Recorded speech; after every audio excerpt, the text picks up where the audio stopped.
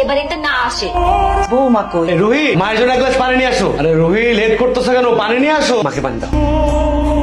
ভাবি আমগুলোকে কোনো কথা কইলো না, আমরা আসাতে কি ভাবি খুশি হয় নাই? তুমি মায়ের সামনে এরকম আচরণ করে কেন চলে আসলে? আমি তোমাকে কি বলেছি? তুমি কি ভুলে গিয়েছো? তোমাকে আমি বারবার বলছি তোমার মা জানি এই বাড়িতে না আসে, তারপর তুমি কি করলে? তুমি তোমার মার সাথে করে বোনের পর্যন্ত এই বাড়িতে নিয়ে আসছো। আমার মা তো চিকিৎসার জন্য আসছে, আর বোন সাথে করে নিয়ে আসছে। চিকিৎসা হয়ে গেলে চলে যাবে, কয়েকটা দিন থাকবে। কয়েকদিন? আমি তো তোমার মাকে একটা দিনও সহ্য করতে পারবো না। তোমার মা আর বোন যদি এই বাড়িতে কয়েকটা দিন থাকে, তুমি বুঝতে পারছো এই বাসাটা পুরো নরক বানাই ফেলবে। তোমার বোনের বাড়িতে আসছে না, একটা কাজ করো, তুমি তোমার বোনরে বলবা এই বাড়ির যাবতীয় সকল কাজকর্ম করতে, আর সাথে তোমার মার সেবা যত্ন করার জন্য।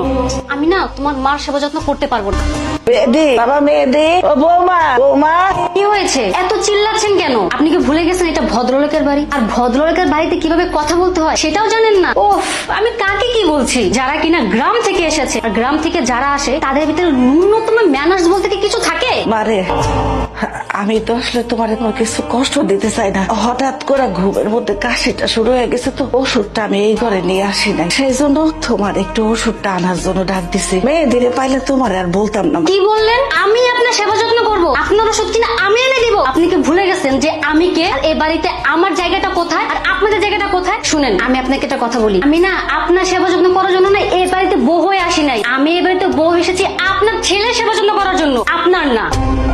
বাহ, কি সুন্দর সিন! এখানে নবাব জাতির মতন এখানে বসে আছে। এই, আমার কি কাজ শুধু কি তোদেরকে সেবা যত্ন করা? তোরা কি আমাকে একটু সেবা যত্ন করতে পারিস না? এদিকে যে আমি কাজ করতে করতে আমার জীবনটা একেবারে শেষ হয়ে যাচ্ছে, সেদিকে খেয়াল করতে পারিস না? খেয়াল করবি কেন? তোর তো কাজ শুধু বসে বসে খাওয়া। যা, এই কাপড়গুলো এক্ষুনি যে ধুয়ে নিবি, আর কাপড় চোপড় ধোয়া শেষ হয়ে গেলে রান্না করে যাবি। রান্না করে যে যাবতীয় থালা বাসন গুলো আছে সব ধুবি, আর ধোয়া শেষ হলে রান্না করবি, বুঝতে পারছিস? আর রান্না গুলো শেষ হয়ে গেলে ঘর মুছবি। তোর ভাইয়ের কাছে যদি আমার নামে কিছু বলিস, তোর আর তোর মার হাল যে কি করবো তা তুই বুঝে রাখিস। সারাদিন কাম করে পান্তা ভাত খাবো? ওরে আমার নবাব জাতি আসছে রে, তোর আমি পান্তা ভাত দিয়ে ভাত দিব নাকি? তোকে আমি কি গরুর মাংস দিয়ে ভাত দিব?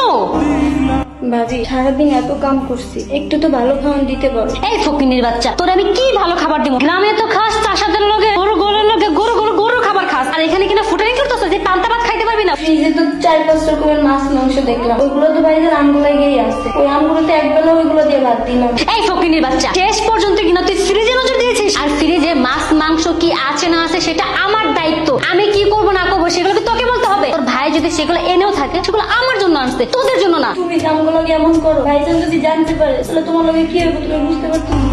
এই ফকিনীর বাচ্চা, তোর সাহস তো কম না? তুই শেষ পর্যন্ত তুই আমাকে ভয় দেখাচ্ছিস তোর ভাইয়ের কথা বলে। তোকে আমি সেদিন কি বলেছিলাম? তুই যদি আমার সম্পর্কে তোর ভাইয়ের কাছে কিছু বলিস, তোর একদিন